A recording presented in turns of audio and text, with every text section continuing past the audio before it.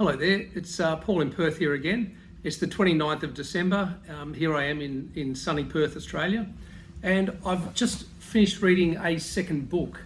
You may remember that I did Caroline and I actually did a book review on When Breath Becomes Air by Paul Kalanithi. So this is a book by Atul Gawande and it's called Being Mortal.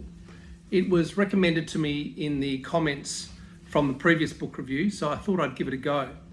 It turned out to be quite a different read, whereas When Breath Becomes Air was a personally related story of a guy's journey through cancer and everything that meant.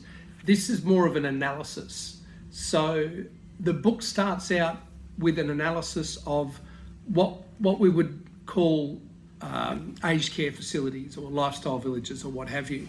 But it points out that the very earliest of these types of dwellings were not brought about by real estate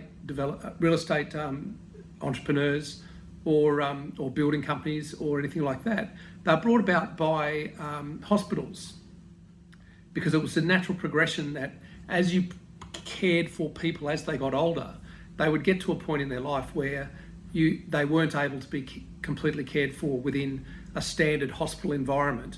So healthcare providers would create facilities that were designed to take care of people in their later years, in their geriatric years. The point about that is though that they were made from a point of view of what does this person need medically. So they would have facilities, for example, that all of the food would be cooked in one central location. Lunchtime would be at the same time every day, and there are a lot of rigid rules around that. And for the first third of a book, Atul talks about how that has changed from the poor houses of the 18th and 19th century into more lifestyle villages and things that we're more familiar with today, and an important change between it being from the point of view of the person as a patient and from them as the point of view as a person that wants to live a lifestyle. So I'll just read a few pages out to you. This is from page 99. There were two academics who had never attempted anything of the sort. They're talking here about creating a new aged care facility. But they learned one step at a time. They worked with an architect to lay out the plans in detail. They went to bank after bank to get a loan. When that did not succeed, they found a private investor who backed them but required them to give up the majority ownership and to accept personal liability for failure. They signed the deal. Then the state of Oregon threatened to withhold licensing as senior housing because the plans stipulated that people with disabilities would be living there. Wilson spent several days camped out in one government office after another until she had secured an exemption. Unbelievably, she and her husband cleared every obstacle, and in 1983, their new living centre with assistance for the elderly, named Park Place, opened in Portland, Oregon. So there you have a very specific point in time where what we know as aged care changed. So it changed in 1983 in Park Place in Portland, Oregon. And it was because two people believed that things should be different, and they went about changing things, and ultimately it was a runaway success.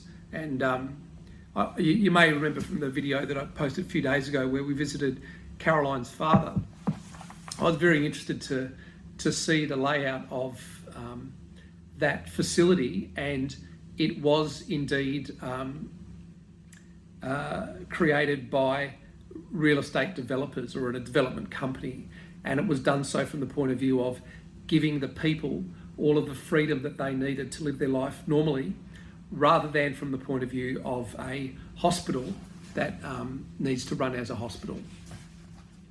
So moving forward in the book, this is from page 141, and it talks about something that's going through my mind right now, And it's something that you need to consider as well, because we all need to face this. It starts out on page 141. This is why the betrayals of the body and mind that threaten to erase our character and memory remain amongst the most awful tortures. The battle of being mortal is the battle to maintain the integrity of one's life, to avoid becoming so diminished or dissipated or subjugated that who you are becomes disconnected from who you were or who you want to be. Sickness and old age make the struggles hard enough. The professionals and institutions we turn to should not make it worse. But we have at last entered an era in which an increasing number of them believe that their job is not to confine people's choices in the name of safety, but to expand them in the name of living a worthwhile life. So that's something really important to consider, of the changes that have happened in aged care, again demonstrating that the focus has moved from pure medical needs into lifestyle needs, which I think is a lovely thing. In terms of how far you can go medically, and I am witness to this very recently, I read from page 173.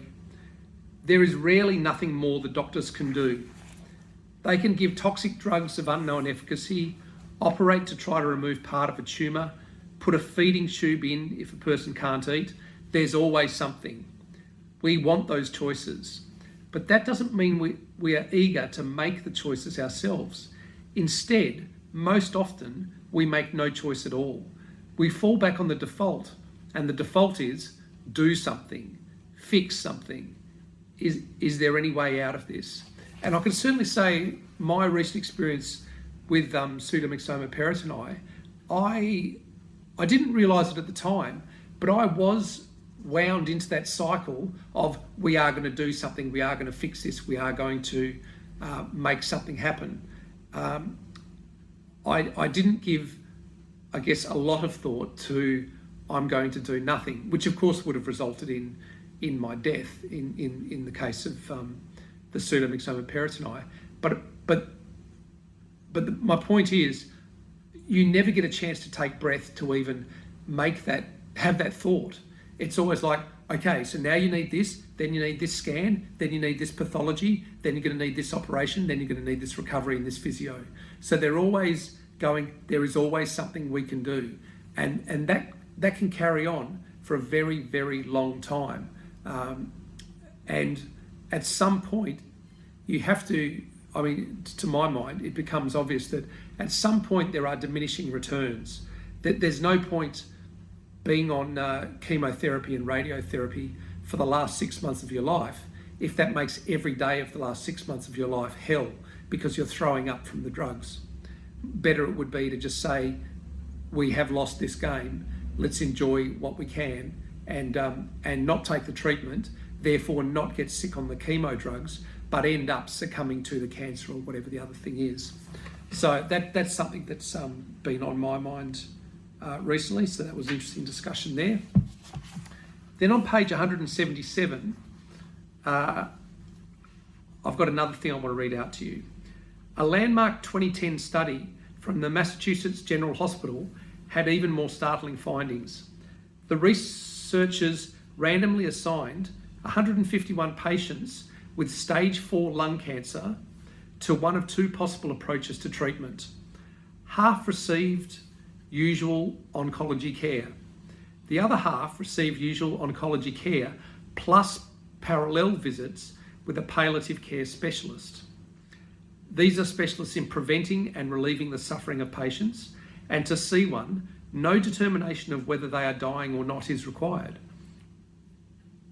If a person has serious, complex illness, palliative specialists are happy to help.